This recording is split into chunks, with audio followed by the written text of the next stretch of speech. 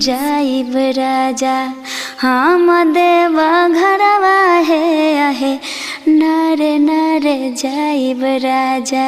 अरे का ए फूल कुमारी खाली मेकअपे होई हई जूठ थरिया धइल बा ई कुल काम होई कि ना होई? हम काम अरे हमरा देवघर जाए के बा ई का बकर बकर कइले बाड़ीस। अरे हमारो तो जाही के नु बा लेकिन बनिहारी निहर खटत तनी कि ना। चल हई कुल साफ कर। हम ना करब रे। ना करबे तो हिले धर भंग भंग।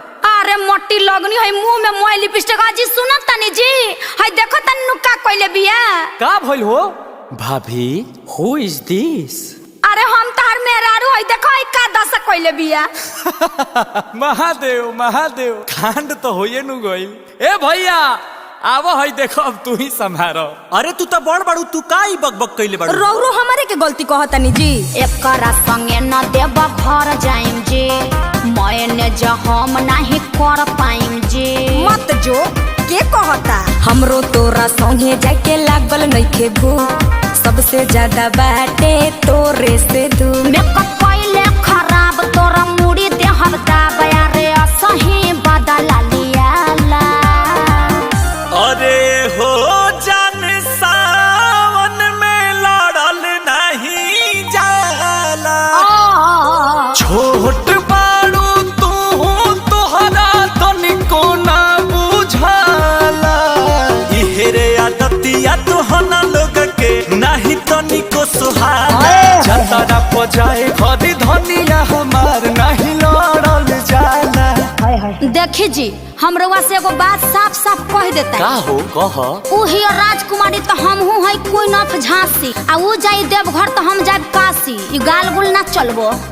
अरे ए भाभी शायद अब तू कुछ मत बोली हो। देख ले जतने तेज बा तोर तेवर ओतने शरीफ बड़े हमार हई देवर। हाँ तो जा उनके संगे चल जा। चलो भौजी देखा है लोलवा कुछ देव ना मन जाइबा। ओम नमः शिवाय। ए जी रउआ मजा लेता निका।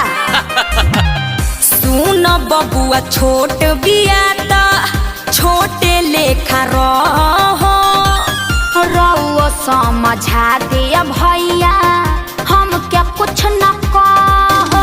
हमरा लागत कि ई लोग मनी है जाना पूजा पाठ के लक्षण लोग जानी है जाना।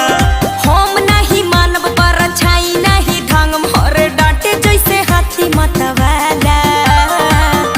अरे बन करा कान तू ही मारा मुंह में ताला ना तो सोचा कोई का गाँव घर मोहल्ला इहेरे आदतिया तुहना लोग के नहीं तनिको सुहाला जतरा पजाए घरी धनिया हमार नहीं लड़ल जाला।